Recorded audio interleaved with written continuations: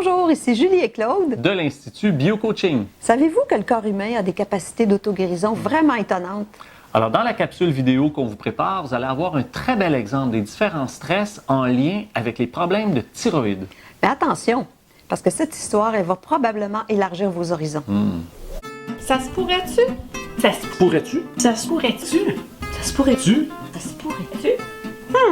Ça se pourrait-tu? Puis si ça se pouvait.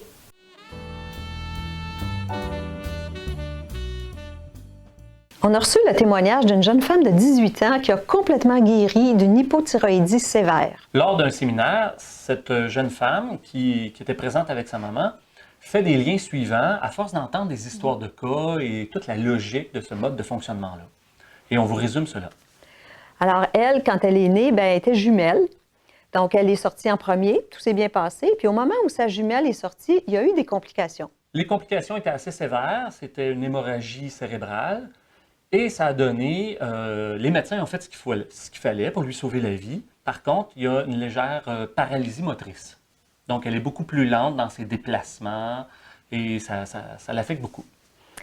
Ce que la jeune femme a pris conscience, en fait, puis ce qu'elle nous a raconté, c'est qu'elle s'est rappelé que quand elle était petite, ses parents n'arrêtaient pas de lui dire « Ralentis, va moins vite, attends ta sœur, attends ta sœur ». Et c'était constamment pendant plusieurs années. La maman qui était présente se rappellera et nous dira comment elle pouvait être intense parfois avec sa petite fille parce qu'elle ne voulait pas que la petite fille handicapée en souffre.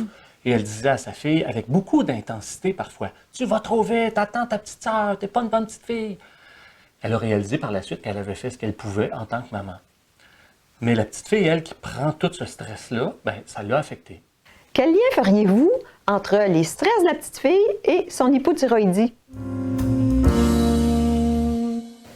La thyroïde, c'est une glande qui est située dans la gorge. Et elle a plusieurs fonctions, mais un de ses rôles principaux, c'est de gérer la vitesse de notre métabolisme. C'est-à-dire toute la vitesse des réactions du corps. Alors, quand on fait des stress en lien avec la vitesse, c'est-à-dire le temps qui va trop vite ou pas assez vite, si c'est fort, ça peut toucher la thyroïde. Des stress avec le temps, qu'est-ce que ça veut dire? Par exemple, je n'ai pas été assez vite pour rattraper mon enfant qui est en train de tomber. Ou bien la voiture allait trop vite, puis on a frappé quelqu'un qui est décédé. Ou bien, ça peut être l'inverse, je voudrais que le temps ralentisse, que le temps s'étire. Dans quelles circonstances? Quand j'ai trop de choses à faire, mon agenda est surchargé. Je voudrais que le temps ralentisse. Et si ça cause des problématiques ou ça finit par causer des drames ou quelque chose de gros, là, le stress est assez gros pour que ça puisse affecter ma thyroïde. Alors, bien sûr, c'est pas... tout le monde, on fait des stress avec le temps. Tout le monde, on vit ça, qu'on voudrait être plus rapide, plus efficace ou on voudrait ralentir. Mais pour que ça touche notre biologie, il faut que le stress soit suffisamment intense. Il faut qu'il soit gros ou qu'il dure très longtemps.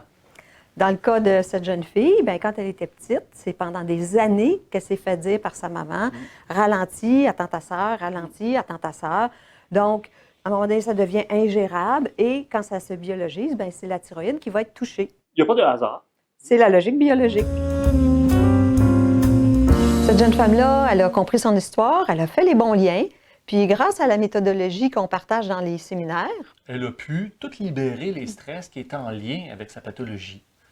Et dans les mois qui ont suivi, elle a commencé à avoir de l'amélioration et sous les conseils de son médecin, bien sûr, elle a pu diminuer sa médication.